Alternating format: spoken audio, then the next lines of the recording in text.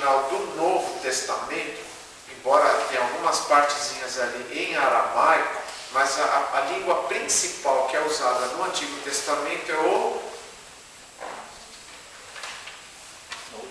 Eu falei novo? Eu falei antigo? Do Antigo Testamento. Qual é a língua principal do Antigo Testamento? O hebraico.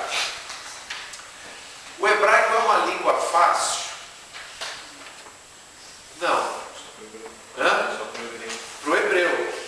Para o hebreu ela é fácil. E mesmo para o hebreu, para os hebreus de hoje, para os judeus de hoje, pessoal que mora em Israel, que falam aquele hebraico moderno, alguns termos lá do passado, para eles, não são tão fáceis de entender. Claro que é mais fácil para eles do que para a gente, que está aqui numa outra cultura bem diferente, tá? E isso é uma coisa importante até da gente analisar. Por quê? Porque lá em Israel, hoje eles falam aquela linguagem, aquele tipo de hebraico que eles falam, e os jornais são escritos, é tudo escrito naquela língua, né? Eles fazem isso a partir de 1948.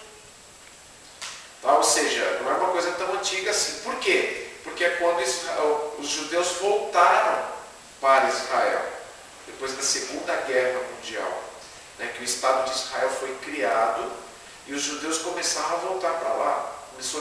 Começou a se colonizar. E isso até hoje você sabe que é um problema, porque os judeus foram implantando colônias, que eles chamam de kibbutz, né? Eles foram implantando colônias, e até hoje os palestinos que estavam lá antes dizem, bom, isso aqui era a gente que estava aqui, como é que vocês veem? E está aquela briga, a gente sabe que isso daí tem raízes lá, muito antigas, etc. Então, o fato é que o hebraico é uma língua difícil, é uma língua diferente da nossa em muitas coisas, na estrutura. Você pega o hebraico, você vai ver que às vezes é um pontinho assim, você tem a sonoridade do hebraico é diferente, muitas palavras são guturais, como se diz, né? Elas têm uma expressão assim na garganta, né?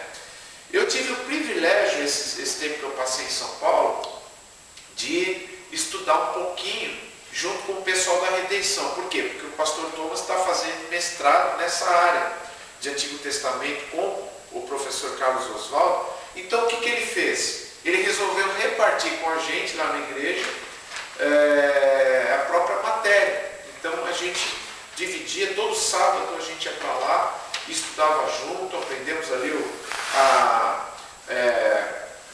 que seria o ABC do hebraico, né? O alfabeto hebraico, né? Se bem que lá não se trata de alfabeto, né? Porque não é uma língua como a nossa, né? É diferente. Então são coisas que nos ajudam. Agora, todo mundo precisa entender hebraico, todo mundo precisa saber pronunciar tudo exatamente, claro que não, tá? Mas nesse assunto nomes de Deus, vale a pena a gente olhar alguns nomes, até porque nós vamos entender a diferença que existe entre cada um na Bíblia. Você olha para a Bíblia, na nossa língua está uma coisa lá, e muitas vezes a palavra original, você olha num texto é uma, você olha em outro texto é outra palavra original, e quando você vai olhar na tradução é a mesma palavra. Muitas vezes Deus, a simples palavra Deus, ela aparece em várias formas diferentes no original e com significados diferentes. Então é bom a gente dar uma olhada nisso só para a gente entender um pouquinho melhor. Muito bem. Leone, lê para nós o primeiro parágrafo.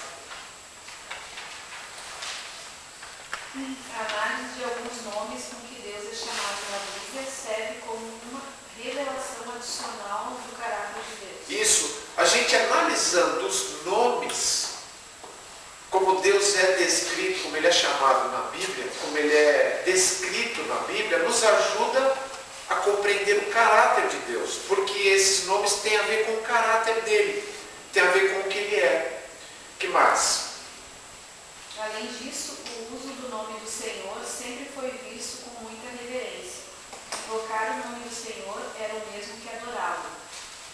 seu nome em vão era desonrá-lo. Isso. Vamos ver lá Êxodo 20, versículo 7. Texto conhecido, só para a gente entender isso que está aí.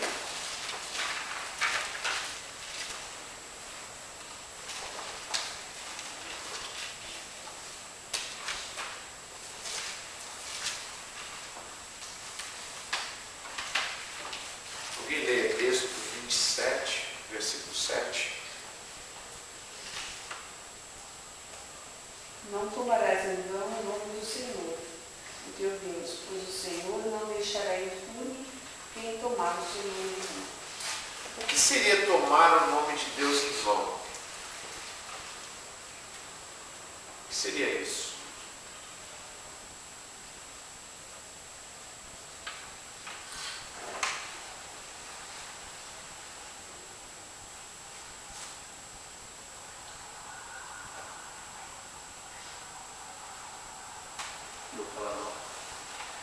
Não falar mal de Deus, que aí já seria blasfêmia, né? Falar mal de Deus, blasfemar, né, o nome de Deus. Não falar o nome de Deus por qualquer coisa, assim, no caso de para comprovar alguma coisa, como se, Tipo um juramento, né?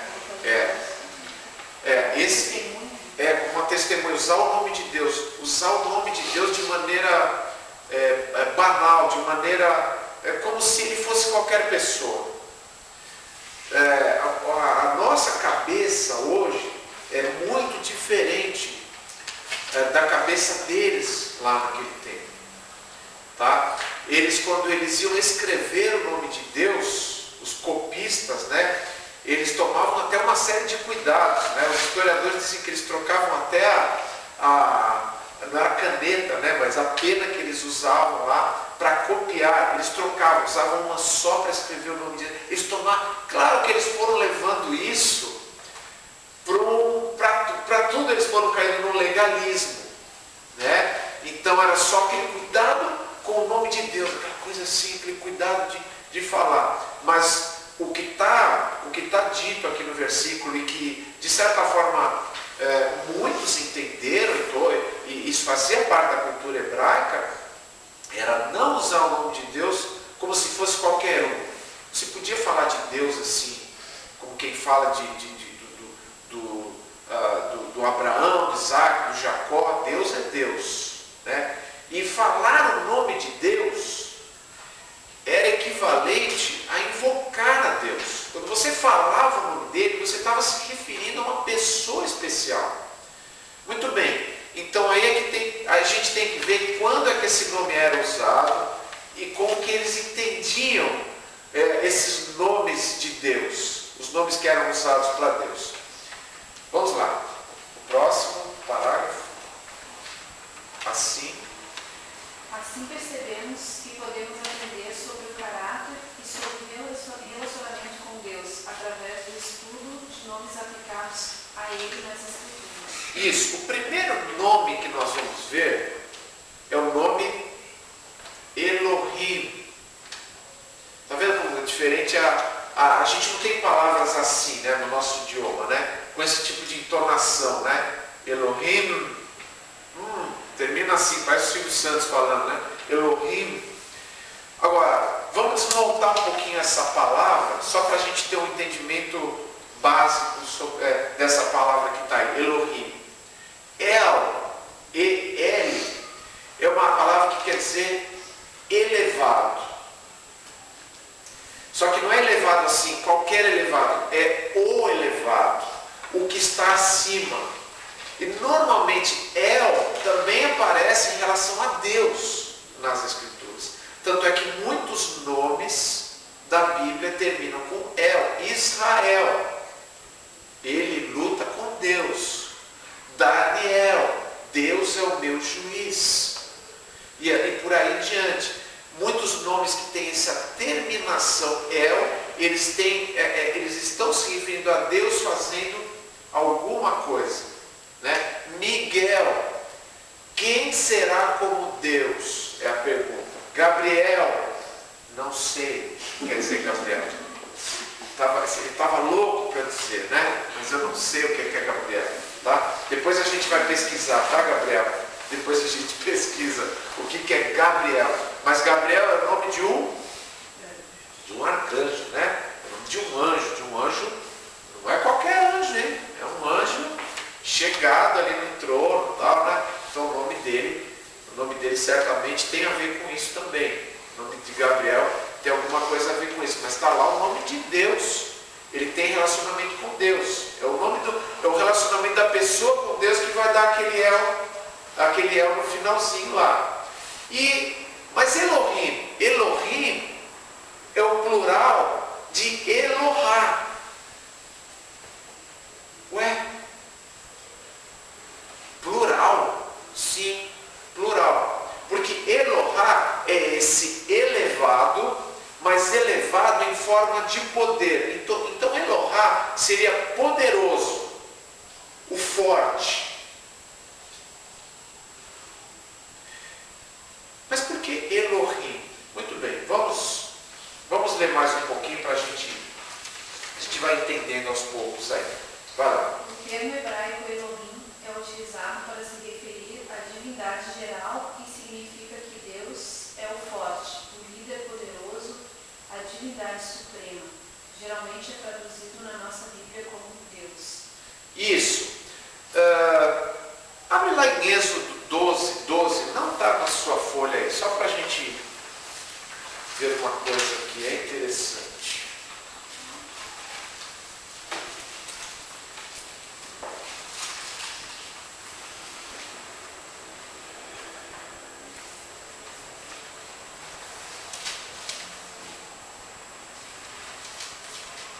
Êxodo 12. Alguém vendo? Naquela mesma noite passarei pelo Egito e matarei todos os primogênitos, tanto dos homens como dos animais, e executarei juízo sobre todos os deuses do Egito. Eu sou o Senhor. Sabe onde está a palavra Elohim aí? Hã? Não.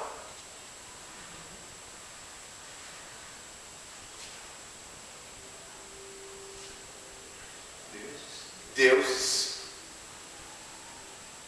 E agora? Se você for olhar na Bíblia original, está lá. Executarei juízo sobre todos os Elohim do Egito. Êxodo 20, acho que é versículo 3, né? 20, versículo 3. Os mandamentos lá.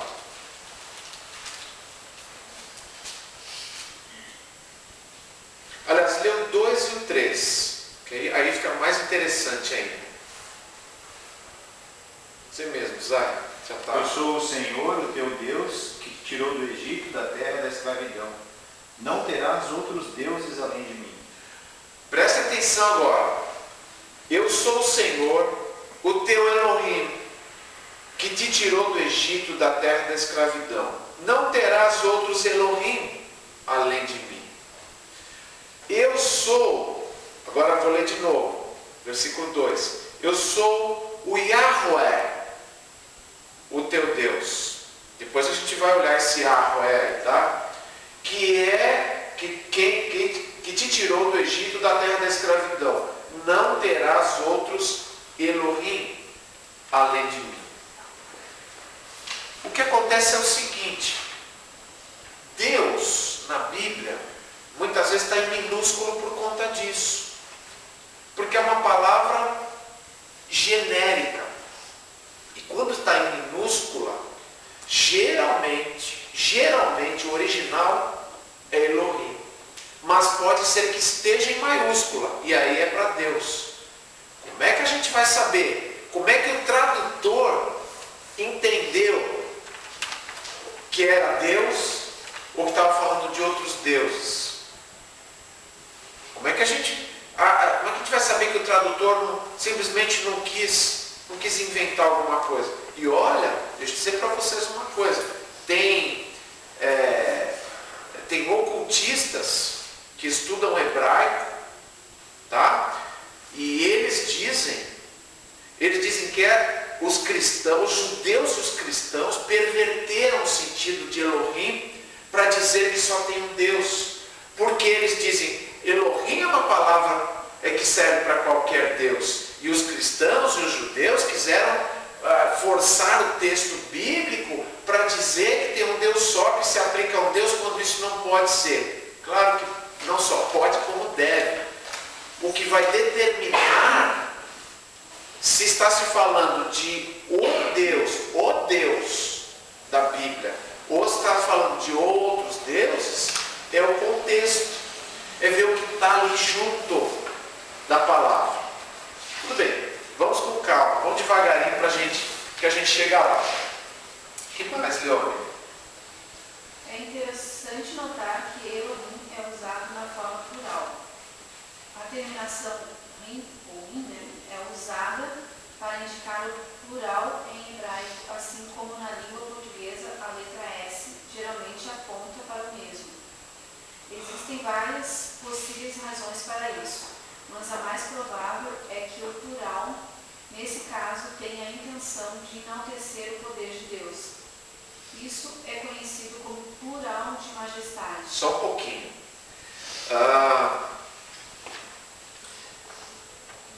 Plural de majestade. Você já ouviu falar sobre isso? Plural de majestade? Isso ocorre na língua portuguesa, o plural de majestade. Ele é uma espécie de fenômeno da língua, vamos dizer assim. Os reis do passado costumavam usar esse plural de majestade no seguinte sentido: quando eles iam proclamar alguma coisa, o rei dizia assim: nós proclamamos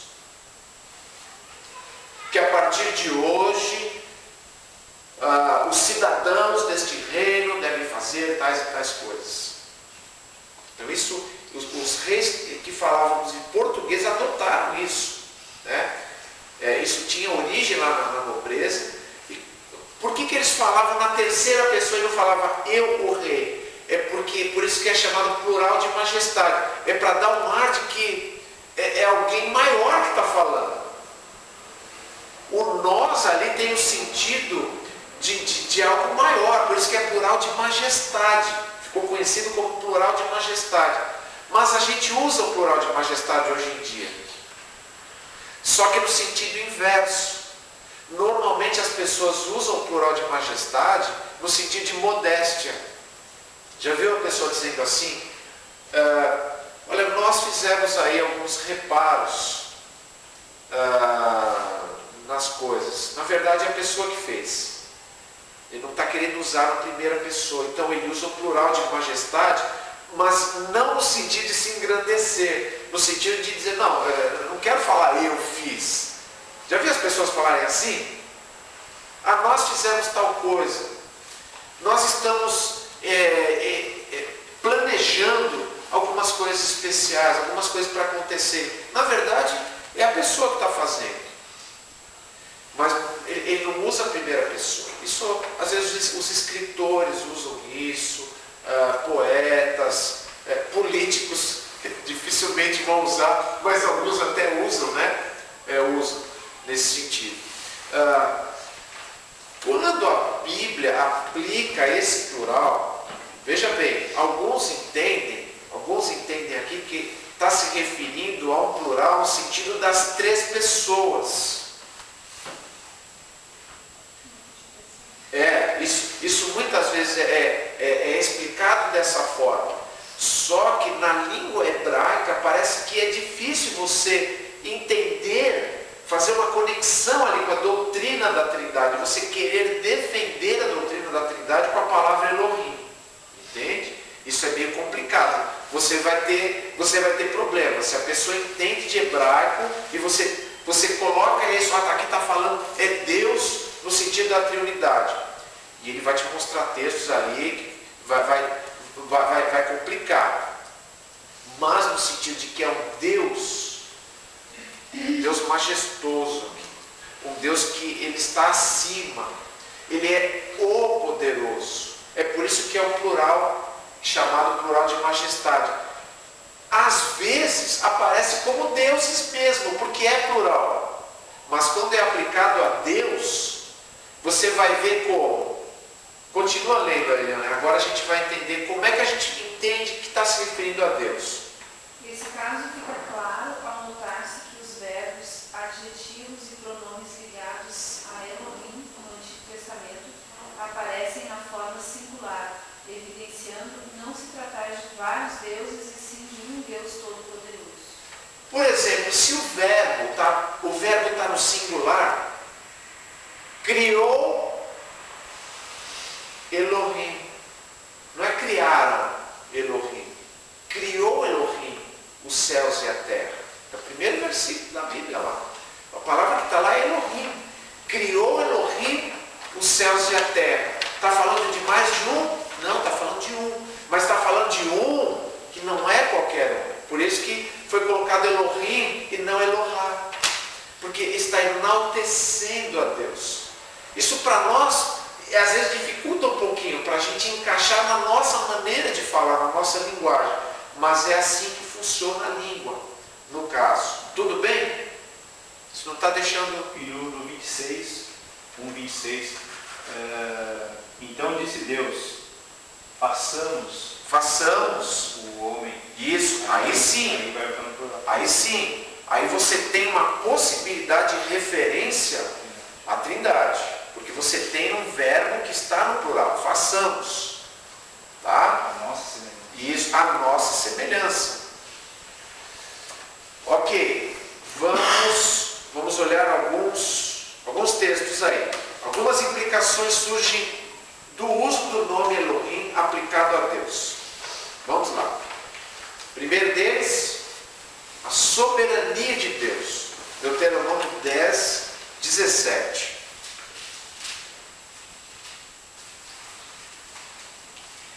Esse é um caso bem típico, né? Que a gente olhou o verbo e você vê um plural ali, né?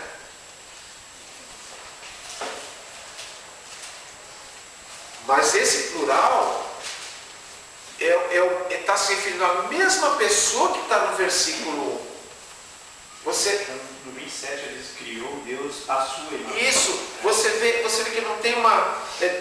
você começa falando de um, mas depois tem outros deuses envolvidos. Não, é a mesma pessoa. Então aí sim você tem um elemento para... Ok, Deuteronômio 10, 17.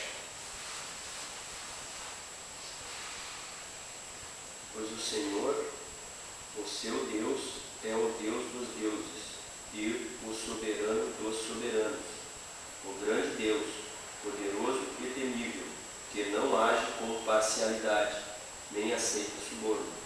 Isso. Quando você olha para esse texto, analisa, vê tudo que está em volta dele, você vê que tem Deus e tem deuses. Tem um Deus que é soberano, que controla, que está acima desses outros supostos deuses, né? Jeremias 32, 27.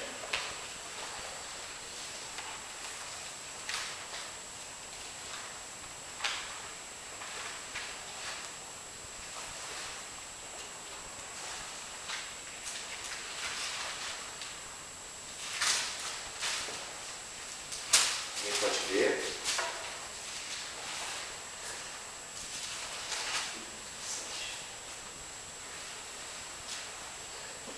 Eu sou o Senhor, o Deus de toda a humanidade. Há alguma coisa difícil demais para mim? Isso, está falando da soberania. Eu sou o Senhor, eu sou Yahweh, o Elohim de toda a humanidade.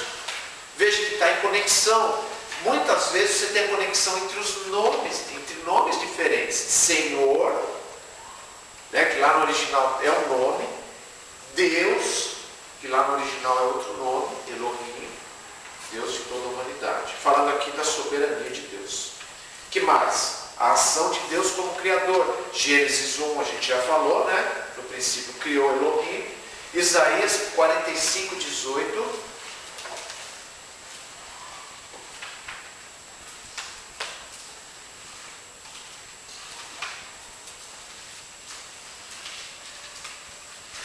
Na verdade, se você pegar uma dessas ferramentas que se chama concordância, né? Onde você coloca lá uma palavra, né? E pede para procurar na Bíblia, Se você colocar a palavra hebraica Elohim, você vai ver que ela aparece milhares de vezes. Milhares de vezes. É uma palavra muito usada, muito repetida.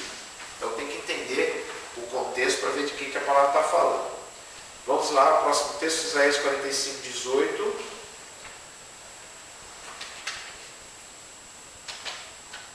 Alguém? Pois assim diz o Senhor, que criou os céus, Ele é Deus. Ele é Deus. Assim diz o Senhor que criou os céus. Não está falando de qualquer um, está falando do Deus Criador. Ele é Elohim. Ele é Elohim. Ele é o verdadeiro Elohim. Né? A Bíblia trata dessa forma. Tem um Elohim e tem os Elohim que não são Elohim. Tá certo? É assim que a Bíblia trata do assunto. Jonas 1:9.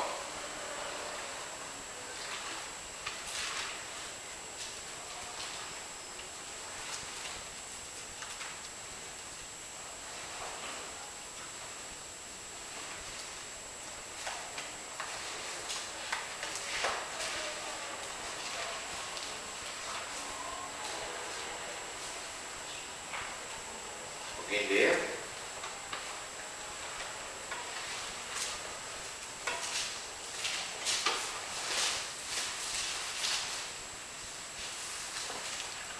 Ele respondeu: Eu sou hebreu, adorador do Senhor, o Deus dos céus, que fez o mar e a terra. Isso. Viu mais uma vez? Elohim associado com Yahweh e com a criação. Dá para entender claramente quem o texto está falando. O juiz de Deus, Salmo 50, versículo 6.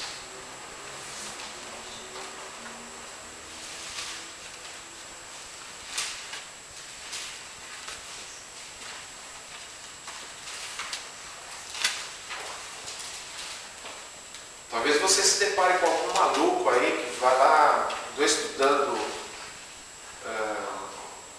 pegou ali alguns termos originais e sem fazer essas relações do texto, né, vai direto para e diz, olha, tá vendo aqui, ó, Deus é tudo igual, né? Muitas vezes os testemunhos de Jeová usam desse tipo de argumento, né? Para você ver, olha, aqui não é, aqui é, faz aquela salada, e aí a gente deve estar seguro, né, daquilo que os textos realmente estão dizendo. Salmo 50, versículo 6.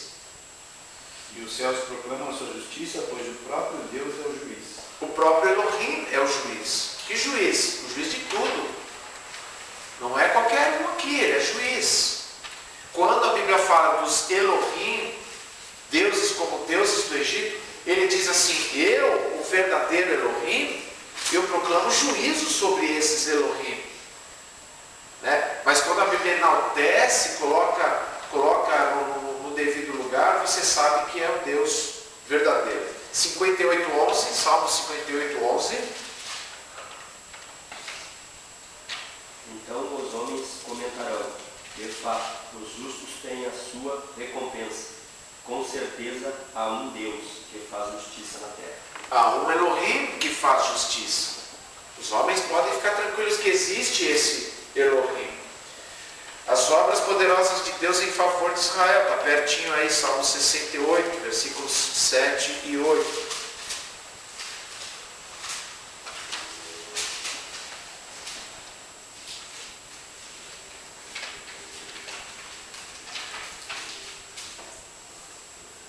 Quem lê?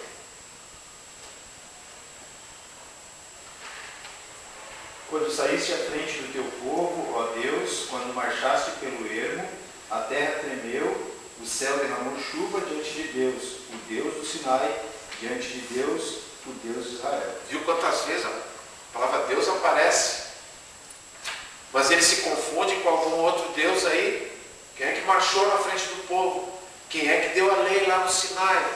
Quem é que se mostrou ali para o povo de Israel? É qualquer Elohim? Não. É o Elohim. Agora, veja. O El, né? Aquele El do início início lá é elevado. Elohai é o que é elevado, ele é tão elevado que ele é elevado em poder. O que seria uma tradução boa assim, para a gente entender essa palavra Elohim? O poderosíssimo. O poderosíssimo. Né? Uma maneira simples de a gente explicar esta palavra. O poderosíssimo. Aquele que tem poder acima de todos os poderes. Elohim na Bíblia vai aparecer com esse sentido. É isso que o nome que ele queria dizer ali. Muito bom. O que mais, Leona?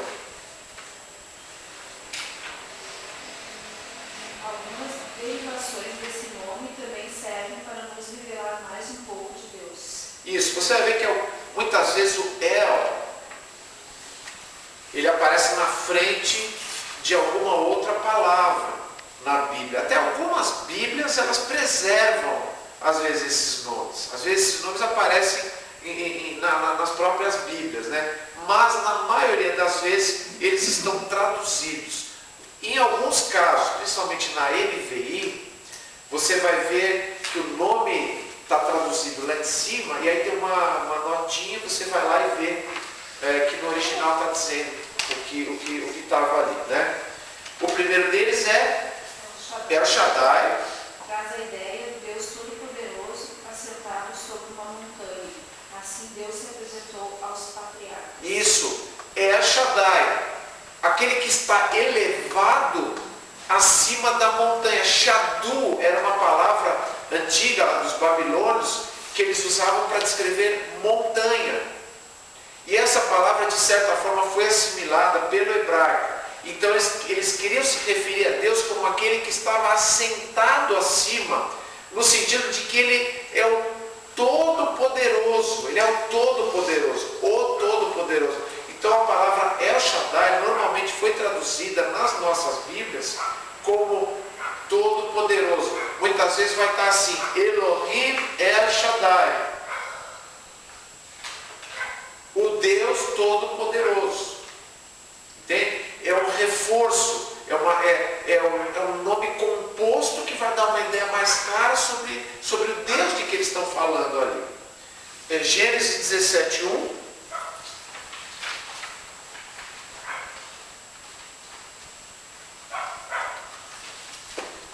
Alguém lê? Quando Abraão estava com 99 anos de idade, o Senhor lhe apareceu e disse: Eu sou o Deus Todo-Poderoso, ande segundo a minha vontade e seja íntegro. Isso. Depois nós vamos notar uma coisa interessante quando a gente estiver estudando a palavra Yahweh. Na verdade ele fala para Moisés, né? Ele diz, olha, este nome, os patriarcas, eu não tinha falado para eles, né? Ele fala isso para Moisés, né? Normalmente com os patriarcas vem esses termos, El Shaddai e tudo mais. Êxodo 6:3.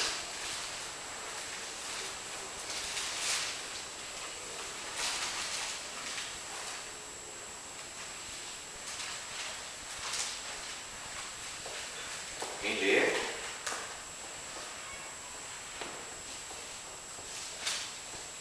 Apareci a Abraão, a Isaque e a Jacó, como o Deus Todo-Poderoso, mas pelo meu nome, o Senhor, não me revelei a eles. Isso, eu não me revelei com o nome Yahweh aos patriarcas. Viu que interessante? Eu não me revelei com esse nome aos patriarcas. Eu me revelei a eles como El Shaddai, como o Deus Todo-Poderoso. Isso era o que eles sabiam sobre mim. Isso bastava para eles, era suficiente para eles. O famoso Salmo 91, versículos 1 e 2, aquele salmo que cura dor de cabeça, afugenta vampiro, lobisomem, né? O pessoal gosta de. Pessoal do interior, né? Gosta de ler esse salmo, né? Quando alguma coisa está acontecendo meio estranha, já vai lá ler o Salmo 91. Aquela superstição, né? É um dos salmos mais usados, né, em termos de superstição. Alguém lê versículos 1 e 2. Aquele que habita no abrigo do Altíssimo e descansa à sombra do Todo-Poderoso. Pode dizer ao Senhor: Tu és meu refúgio e a minha fortaleza, o meu Deus em quem confio. Se você for analisar, tem várias palavras aí sendo usadas, né? Aí tem Ashadai, aí tem Yahweh, aí tem Elohim, nesses dois versículos. E são todos nomes usados para Deus, lá no hebraico. Você leu qual? Salmo, né? E agora o B, Leone? Pode falar, pode ler aí.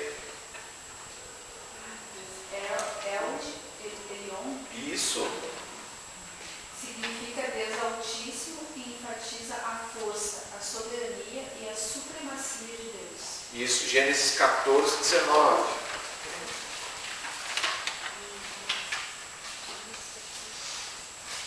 Altíssimo. A gente canta aqui, né? Tu és santíssimo, altíssimo Deus. Altíssimo. Altíssimo é aquela tentativa de levar o homem à compreensão de um lugar muito alto, mais alto que pode existir, né? E na nossa imaginação seria o lugar mais alto, né? Que a gente pudesse imaginar, é lá que Deus está, é esse lugar que Ele ocupa, né? E essa palavra, ela tenta expressar isso. Gênesis 14, 19. Alguém lê? E abençoou Abrão, dizendo: Bendito seja Abrão pelo Deus Altíssimo, Criador dos céus e da terra. Isso, lá o original tá El Elyon. Tá? Que mais? Precisa dobrar a língua, não pode falar. Olam. Significa Deus eterno e aponta para a imutabilidade de Deus. Isso, Gênesis 21, 33.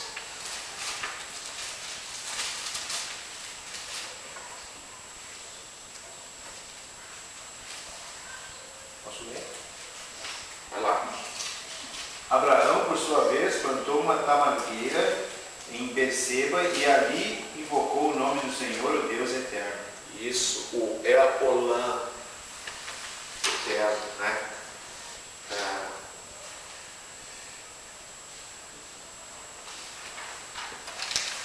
Notaram como os nomes sempre aparecem ou relacionados a atributos, a obras de Deus, e no contexto é relativamente tranquilo, não é tão difícil você descobrir. Se você estivesse lendo em hebraico, né, e você fosse seguir naturalmente o texto, você ia dizer: não, está falando de Deus mesmo aqui. Isso que a gente está vendo aqui, né? Porque aquele que ele se revelou para Moisés é: eu sou o que sou. Isso. Ele não está relacionado a eu sou. Isso a gente vai ver quando a gente for olhar Yahweh, né? Onde muitos entendem que trata-se desse tetragrama, como se diz, né? O Yod, Re, Vav, Re, que é o que sobrou da escrita lá, né? Ok. Faltou só mais um aí. Qual é? El Roi. Significa Deus que se vê. Agar chamou Deus assim quando ele falou com ela antes do nascimento de Ismael. Isso, Gênesis 16.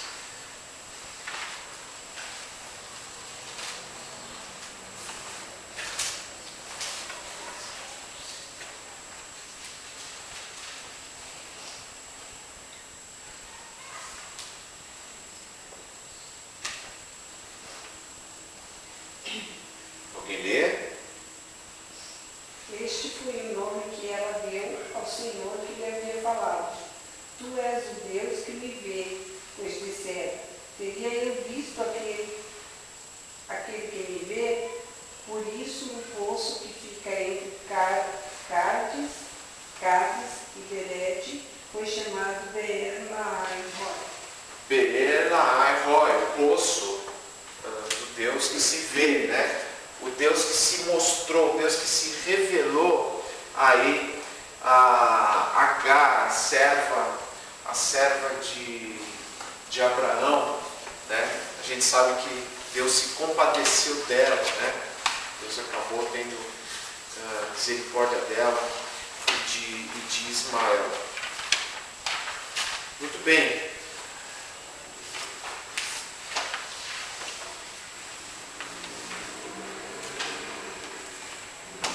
Pequena reflexão para a gente levar para casa.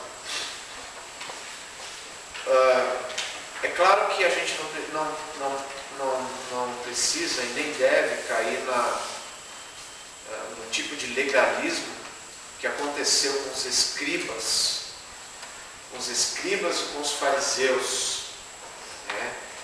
Até hoje, se você olhar alguns lugares em que eles escrevem até mesmo em português, quando eles vão escrever o nome de Deus, eles tiram uma letra, já viu? Eles tiram o E, por exemplo, colocam um apóstrofozinho assim e fica dus. E o pastor João Garcia, que trabalha com evangelismo aos judeus, né, todas as coisas que ele escreve, ele para eles, alguma coisa assim relacionada, vai colar um slide, alguma coisa, ele mantém esse cuidado,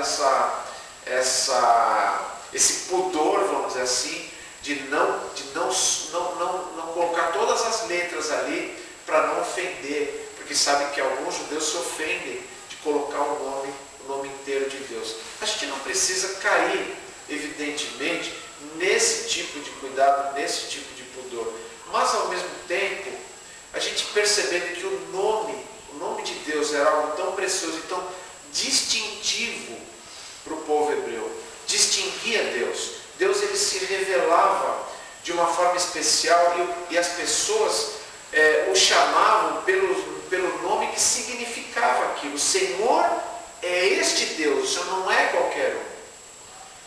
Será que nós, quando cantamos, quando oramos, quando falamos sobre Deus, né, quando nós usamos o nome de Deus, de alguma forma, nós estamos nos lembrando de quem é realmente, né? Eu acho difícil que a gente vai cair nas coisas que as pessoas do mundo caem, né?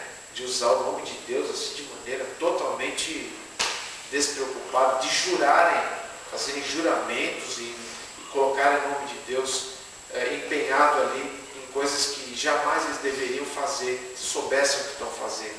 Mas a gente tem que enaltecer o nome do nosso Deus, tanto quanto essas palavras hebraicas enaltecem. A gente não precisa ficar falando, o meu Deus é El Shaddai, o meu Deus e ficar querendo mostrar que a gente aprendeu uma palavra, muitas vezes colocar na camiseta, colocar no carro, né? Escrever, aprender até como escreve aquela palavra em hebraico, ninguém vai entender aquilo lá mesmo, né? É só para a gente impressionar alguém. E quando na verdade a maneira de a gente enaltecer o nome do nosso Deus é através da maneira como a gente expressa o nome de Deus. Como que a gente se refere a Ele? É isso que é importante. O que distingue o nosso Deus de tudo que existe na cabeça das pessoas em termos de Deus? O que diferencia o Deus verdadeiro de todas essas fantasias que existem? Que a gente saiba aplicar isso corretamente à nossa vida. Vamos orar. Pai, nós te agradecemos, porque o Senhor se revelou até mesmo através de nomes distintos, através de nomes específicos, que a língua que não por acaso foi escolhida para registrar a história do povo a quem o Senhor se revelou. De maneira muito especial, esses nomes guardam um sentido da tua grandeza, da tua majestade, do teu poder, da tua soberania. Obrigado, Pai, porque a Escritura é perfeita em registrar e distinguir o teu alto, o teu poderoso nome. Pai, nos ajuda, como foi orado aqui no início, não a termos a sede de um conhecimento vão, de termos e mais termos e de expressões, e de procurarmos apenas um tipo de conhecimento que nos causa orgulho, mas nos ajuda, Pai, com este conhecimento, e talvez até procurando conhecer um pouco mais sobre isso, consigamos entender um pouco mais sobre a Tua grandeza e nos empenhemos em proclamar o que nós te pedimos e te agradecemos em nome de Jesus. Amém.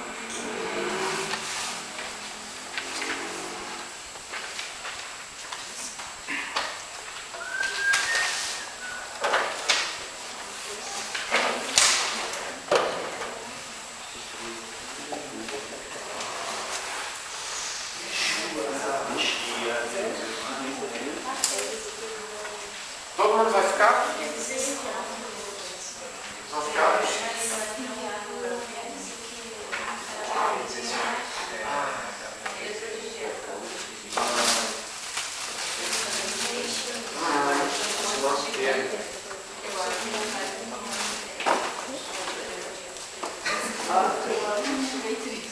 Tem uma espinha na bochecha.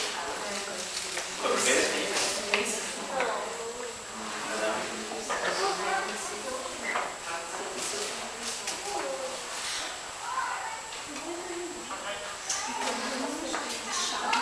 Eu achei que queria compartilhar alguma coisa.